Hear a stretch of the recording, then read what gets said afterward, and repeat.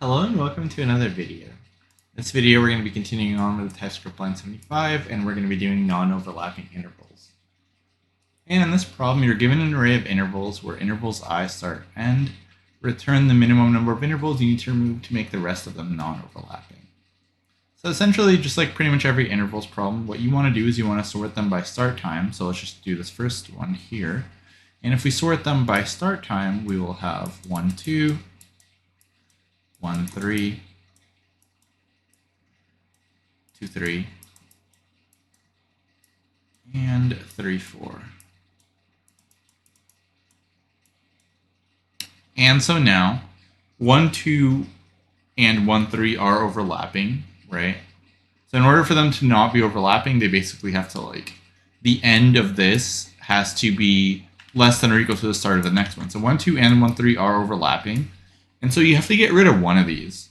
And which one would you want to get rid of?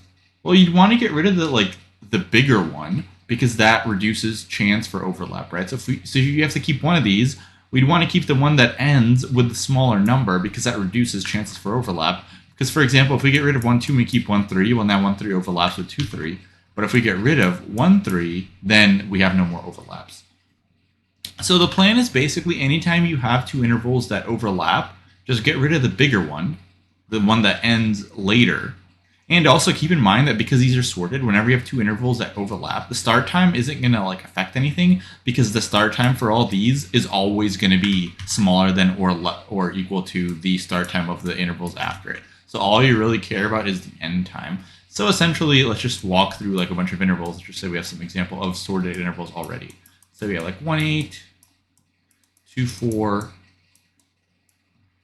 3, 6, 5, 10, 6, 9, or something like this, right? So essentially, let's just kind of walk through, and then we'll have some result, and we'll walk through what's going to happen.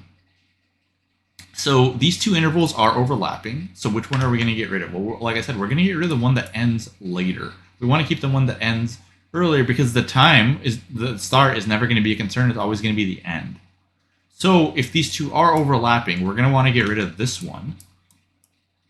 And basically what we're going to do is we're just going to keep track of the current interval we're storing. And then if there is no overlap, we're going to say, okay, that one's good. Let's move on to the next one. So the current interval we're going to be on is here. And that's the one we're storing. And we're going to compare to this one. And we're going to say, okay, well, we'd rather keep the 2, 4. So we're going to keep the 2, 4, get rid of this. So the current interval we're going to be storing is going to be this. Then we're going to compare to 3, 6. Is that overlapping? Yes, it is. And so which one would we want to store there? The one that ends earlier because that reduces chance for overlap. So we're going to get rid of that. Then we're going to compare it to 5, 10. Is that overlapping? No, it's not. So if it's not overlapping, what we're going to do is we're going to say, okay, so this interval is fine now. So we'll add 1 to the result. And then the current one we are going to be storing now, the one that we're going to be comparing, is 5, 10. So we're going to compare 5, 10 to 6, 9. And which one would we rather keep? Well, we'd rather keep this one because this one ends faster. So we're going to get rid of this one, and then this is going to be the one we're going to be storing. So essentially, we're going to be having some kind of current interval, and then we're going to be going through the array and comparing it to intervals after that. And if there is no overlap, then we'll say, okay, that interval is good. Let's add it to the result. Otherwise, we will pick the better one to keep to compare to the future ones.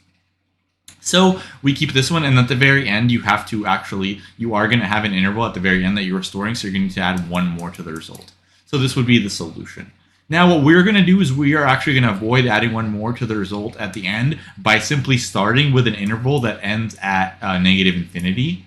And then that way, we're going to have an interval we're writing in right away. So that way we are going to account for this interval we're storing, so we don't have to do that. But that's essentially the trick.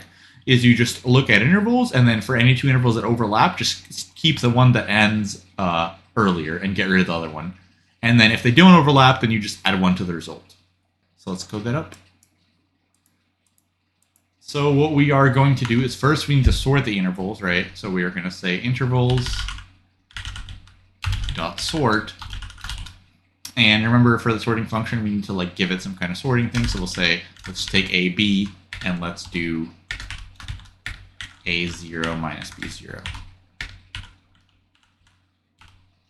So there we have our sort. And now what we need to do is we need to actually have this like starting interval. And we only need to keep track of where the interval ends because the start is never going to be an issue, like I said. So we'll just say like cur or something, or we'll say like let cur equals negative infinity. And we will have a result as well. So we'll say result is 0. So then we need to go through all of the intervals. So we'll say for, and then here we'll just like break it up into start and end. So for const start end of, and then this needs to be in the intervals, right? Intervals. So there we go. So remember our case is, do we need to actually store it or do we need to add it to the result? So if start is less than cur, that means there's an overlap, right? So if there's an overlap, then we need to figure out which one we want to keep. So like I said, we just need to keep the one that ends earlier, right? So we'll just say cur equals math.min of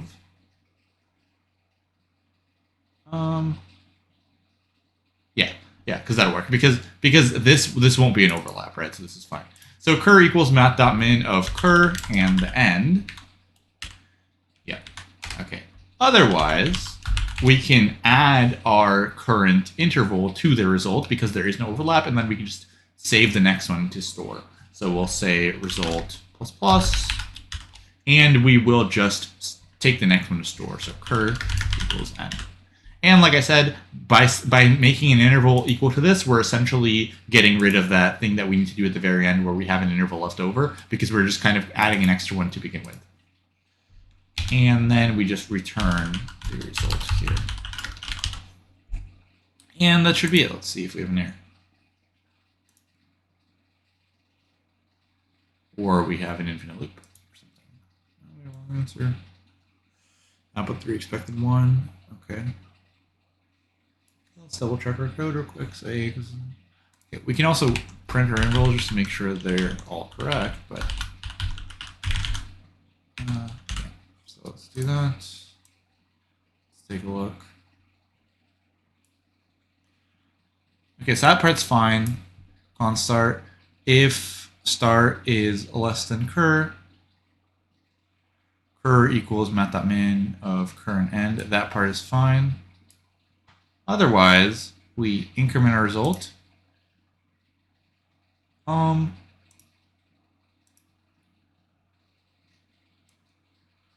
we are returning 3. Oh, right. So it's basically so I just got it backwards. So it's the number of intervals we want to remove, right? So if we want to remove an interval, then we're not going to add here. We're going to add somewhere else, right? So anytime we remove an interval, it will be actually here. So because we're not asking for like how many intervals we want to have at the end, we want to say how many do we remove. So we'll add here instead, and I think that should be fine.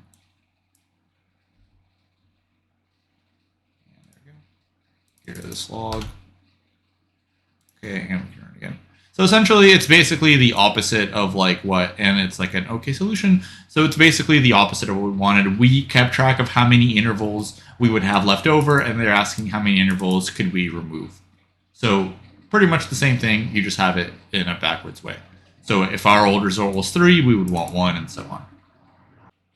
So now let's go through the time and space for this one, and it's going to be pretty straightforward. So we do have a sort, which is on log n, and then this loop is O of n. And for the space, we don't have any extra variables used or anything, so that's just going to be O of 1. And yeah, so that's going to be all for this problem. Hopefully you liked it, and if you did, please like the video and subscribe to the channel, and I'll see you in the next one. Thanks for watching.